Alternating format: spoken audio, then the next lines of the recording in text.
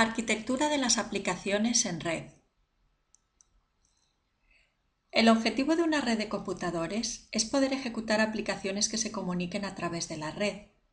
Por lo tanto, las aplicaciones son un elemento fundamental de las redes.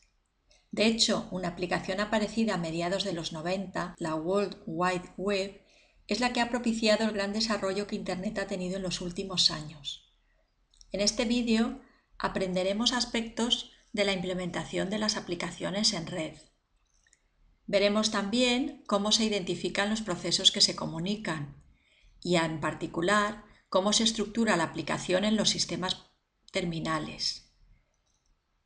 Veremos que pueden utilizarse dos modelos distintos para esta estructura, el modelo cliente-servidor o el modelo entre pares o P2P. El índice de la presentación será el siguiente. Introduciremos primero unas generalidades sobre las aplicaciones en red. Después hablaremos de la identificación de procesos y en el tercer punto introduciremos la arquitectura de las aplicaciones en red.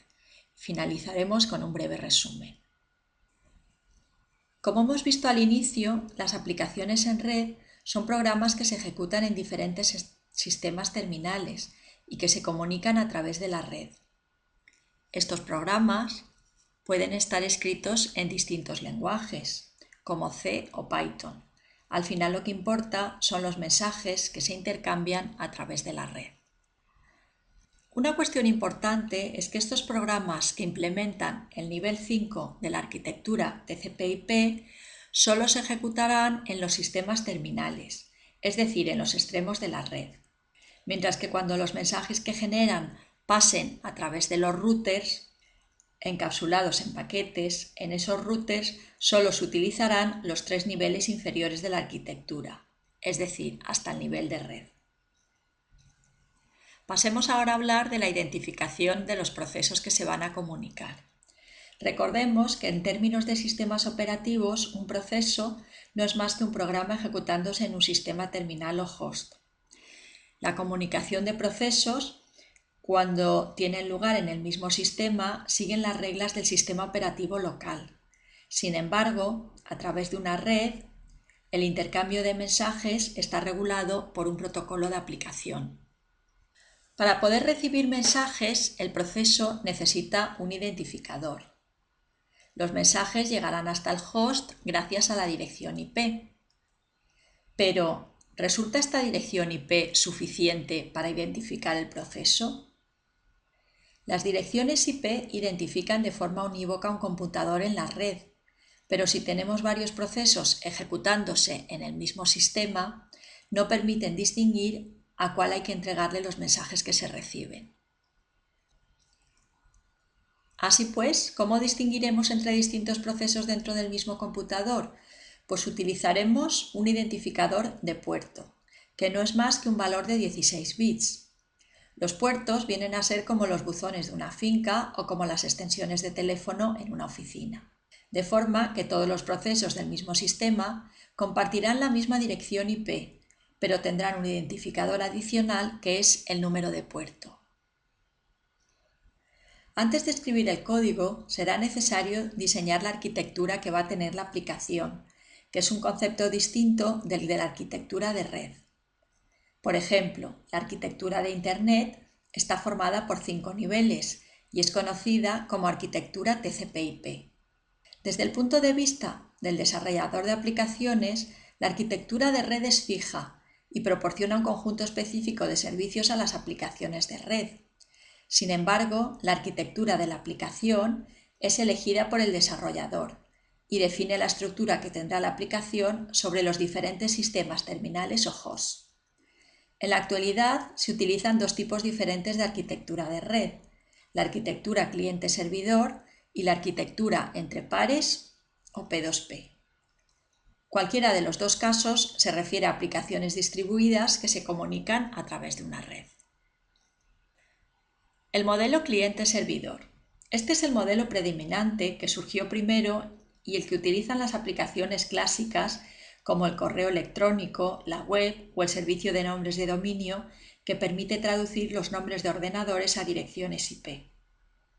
Se basa en un modelo de petición-respuesta, donde el cliente solicita un servicio al servidor y éste se encarga de proporcionarlo.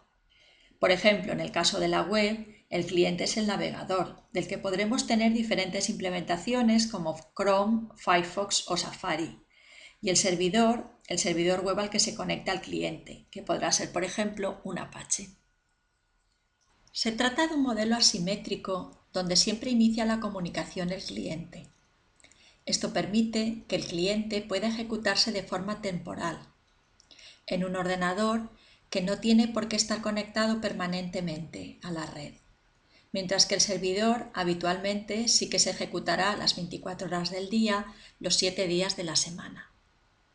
Además, en este modelo la comunicación siempre es entre un cliente y un servidor, aunque un servidor puede atender simultáneamente las peticiones de varios clientes. Sin embargo, no se comunican dos clientes entre sí o dos servidores entre sí. Para que el cliente sepa dónde localizar al servidor y pueda enviarle los mensajes, el servidor deberá tener una dirección IP fija y ejecutarse en un puerto conocido por el cliente. Así, los servicios que están definidos mediante un protocolo estándar tendrán establecido el número de puerto donde debe escuchar el servidor. Por ejemplo, los servidores web escuchan en el puerto 80 y los de correo para recibir mensajes en el puerto 25. Un problema típico de la arquitectura cliente-servidor es el de la escalabilidad de los servidores. Puesto que muchos clientes pueden comunicarse con el mismo servidor, los servicios muy populares se verían desbordados si un único servidor tuviese que gestionar todas las peticiones. Así es que nos encontramos que servicios como los buscadores Google o Yahoo, tiendas como Amazon o redes sociales como Facebook están en realidad implementados con miles de servidores, agrupados en lo que se conoce como centros de datos o granjas de servidores, que simulan un único gran servidor virtual.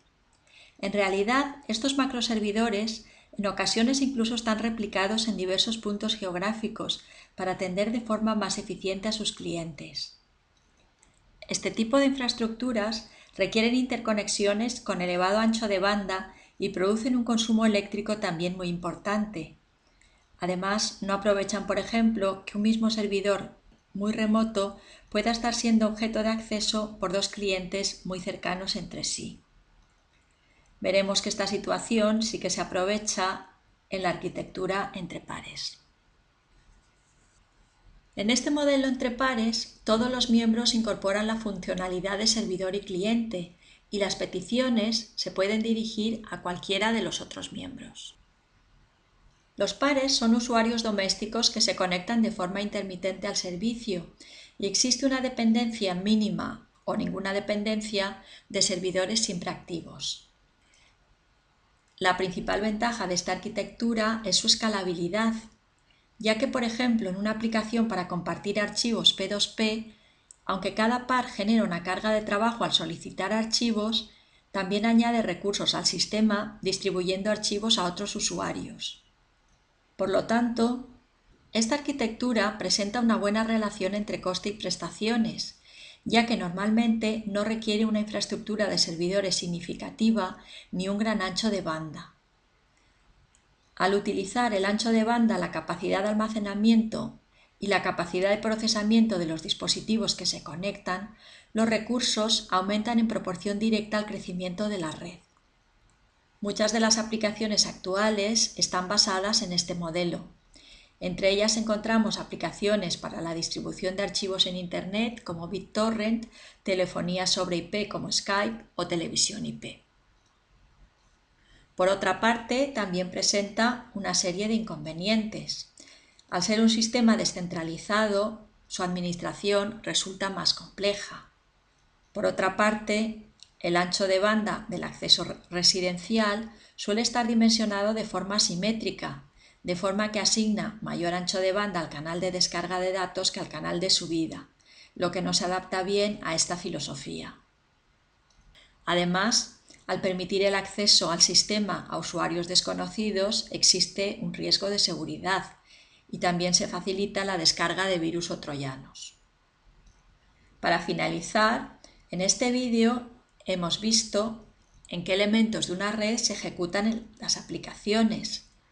También hemos visto que podemos identificar esas aplicaciones o más bien esos procesos que se comunican utilizando, además de la dirección IP, los números de puerto.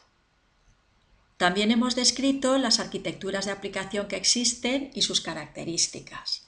Hemos visto que el modelo cliente a servidor es un modelo asimétrico con papeles bien diferenciados para cada una de las partes, mientras que en el modelo entre pares todos los sistemas implementan a la vez la parte de cliente y la parte de servidor.